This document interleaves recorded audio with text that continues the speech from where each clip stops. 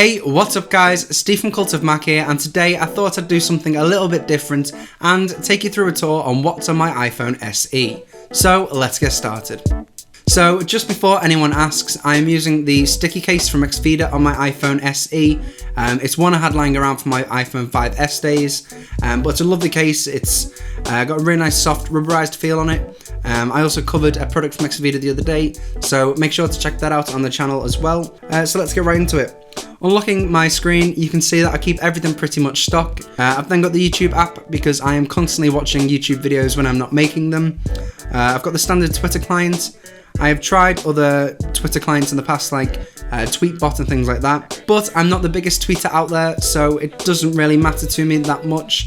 It does everything that I need it to do, basically. Next to that, I have got the remote app, which I pretty much use for whenever I lose my Apple TV remotes because they're so damn small.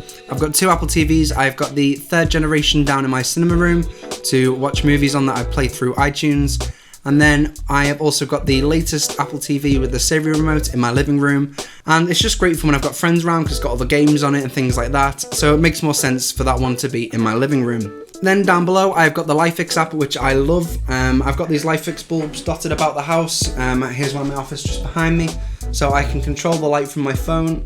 So when I'm shooting these videos, if a light is too bright or it's not the right colour or anything like that, I can change it through and decide on what colour I'd like to have in the background, basically. Or even pointing at me, I do use them sometimes for that. Then next to that, I've got the podcast app, which is basically for listening to the Cultcast each week. Even though I speak to Leander and Buster and that all week long, I still enjoy listening to their conversations on there. And then also think just the obvious ones like Serial and Filler. Filler is a great podcast if you are in the creative world in any respect.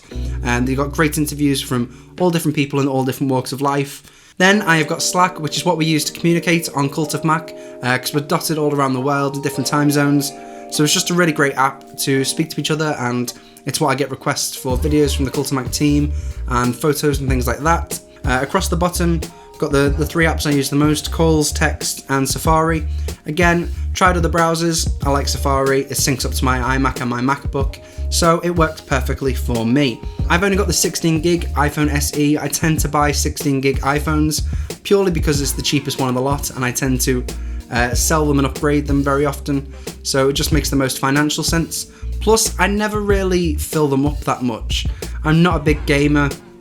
Photos and videos I sync to my iMac and external hard drives all the time, so it doesn't get full in that respect. But because I do have the 16 gig version, I use the Spotify app as opposed to storing music on the phone. So at the moment I'm listening to a lot of Gregory Porter.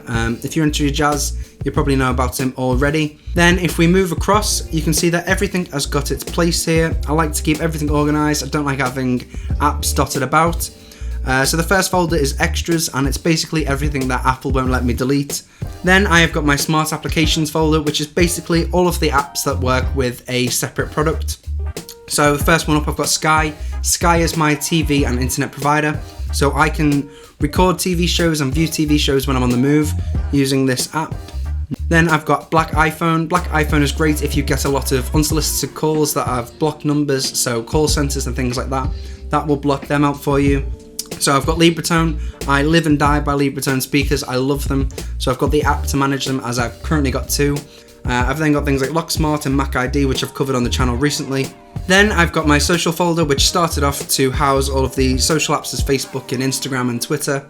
But it's kind of got a bit overcrowded with photo editing apps and other things like that. Snapchat's not one I use very often. After social, I've got shopping. As I do work from home, I tend to be here, most hours of the day, so most of my shopping is done through here.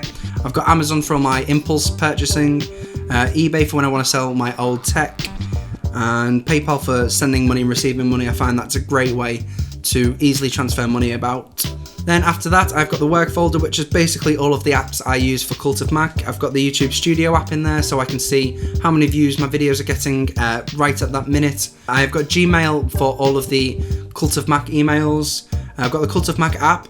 If, like me, you work a hell of a ton and sometimes you miss some stories on Cult of Mac, we release a weekly magazine with all of the best stories from the website.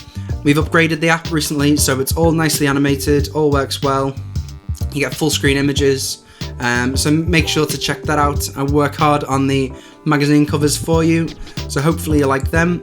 Then I've got Rode Rec, which is what I use for whenever I'm using my lavalier mic for the videos and things like that. I'm currently using the Rode NT USB mic, which is a big improvement over the sound, I think. Then I've got things like Dropbox and Play Memories. Play Memories is great if you've got a Sony camera with NFC, so you can transfer images straight from the camera to your phone. Then the last folder is Entertainment. I don't have a ton of time to play games, so I've only got one or two really.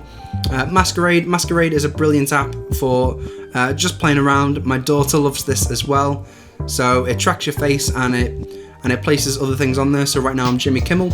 Then I've got the BBC iPlayer Radio App. I don't listen to the radio very often, but when I do, I like to listen to Jamie Cullum's jazz playlist that he does each week. One of the few games I do have on here is Stack. So basically you stack up tiles on top of each other as perfectly as you can, and when they overlap, they start chopping off edges, so it gets harder and harder and faster as you go on. Then I have got Steve. Now Steve is an interesting app because it's a game that opens up in my notifications drawer, or whatever you want to call it, but basically I don't have to wait for this to load up or boot up or anything like that, and it's just an endless runner. And then in the notifications I've got Mac ID, so I can unlock my MacBook or my iMac right from my phone or even my Apple Watch. I've covered that on the channel yesterday, so if you haven't seen that, go and check that out. Batteries, calendar, then I've got the LifeX app there as well, Amazon and Dropbox. Well, that's it for this video, but let me know in the comments down below if you like seeing these types of videos. There's a ton more we could do, whether it's a room tour or showing you what gear I use to film these videos. Let me know in the comments down below. Also, if you did enjoy it, hit that like button as it really does help me out. And don't forget to hit subscribe so you don't miss a single video from Cult of Mac. I'll catch you in the next one.